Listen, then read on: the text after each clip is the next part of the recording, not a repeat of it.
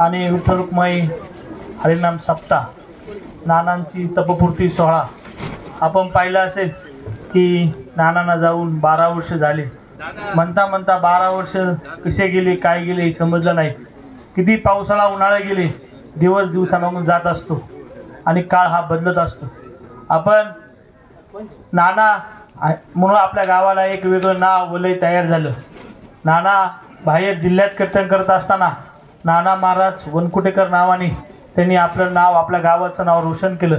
त्याच पद्धतीने गावाने सुद्धा नाना गेल्यानंतर, नाना असताना थोड्याफार प्रमाणात किंमत माणसाची जीवनपणी समजत नाही. हा पार्श्वभूमी हा सध्याचा कलियुगाचा योग आहे, कलियुगाचा गुणधर्म आहे. माणूस जिवंत असताना माणसाची किंमत कमी अधिक प्रमाणात, बोलताना मी जबाबदारीने बोलतो, कमी अधिक प्रमाणात आपल्याला समजत नाही.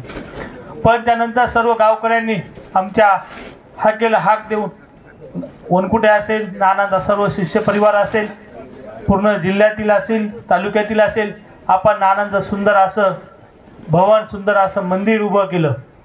आणि उभं करीत असताना ज्या पद्धतीने गावकऱ्यांनी सहकार्य केलं ते सहकार्य खूप लाख मोलाचं सहकार्य होतं.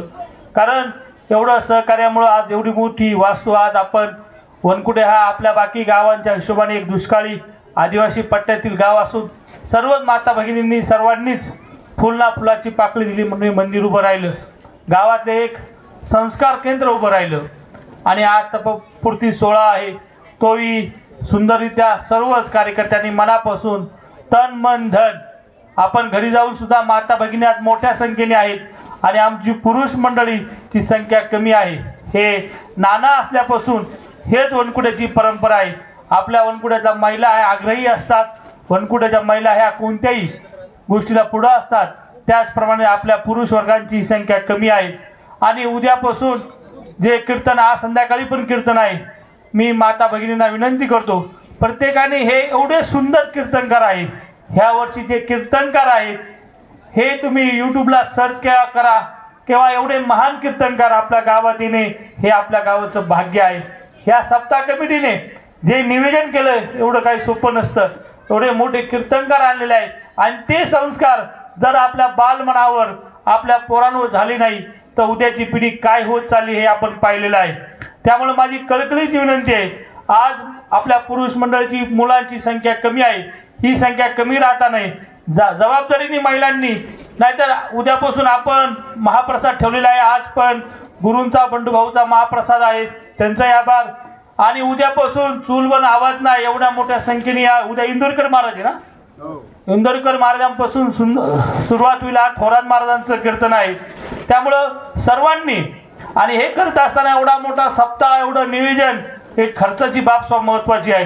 प्रत्येकाने, मला माहीत आहे बाकीच्या गावांपेक्षा आपल्या गावाला एक 2-4 वर्षात पावसाने बरं केलेलं आहे.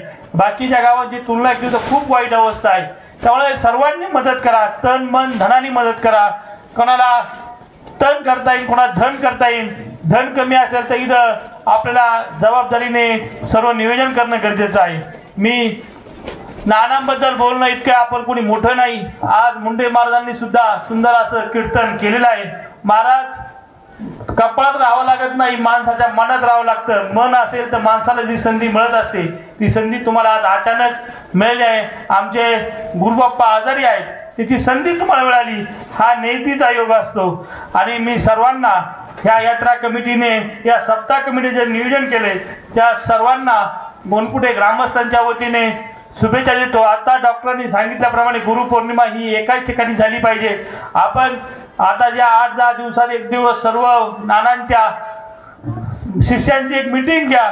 सर्वांना हात जोडून विनंती करू की अशा ठिकाणी 2-2, 3-3 गुरुपौर्णिमा झाल्यानंतर कार्यक्रमाच्या नियोजनात प्रॉब्लेम होतो. आणि सर्वांना विनंती करू, गुरुपौर्णिमा ही एकाच ठिकाणी झाली पाहिजे. आणि विशेषतः आनंद वाटला की आपल्या गावाचे 2 सप्ते हे एक केले. आपल्या गावात हे वादविवाद हे चालू असतात, पण आपण समाजापुढे सर्व एक होणं गरजेचं असतं. आणि त्याबद्दलही मी आपल्या कमिटीचा आभार व्यक्त करतो. आणि गोरेगावाचा सुंदर असा साऊंड सिस्टीम मंडप दरवर्षी आपल्याला माफक दरात देत असतात, त्यांचाही आभार व्यक्त करतो. थांबतो. आणि महाप्रसाद महाराज गुरूंचा आहे, सर्वांनी महाप्रसाद घेऊन जा ही नम्र विनंती. शेवटी 5 मिनिटं थांबा.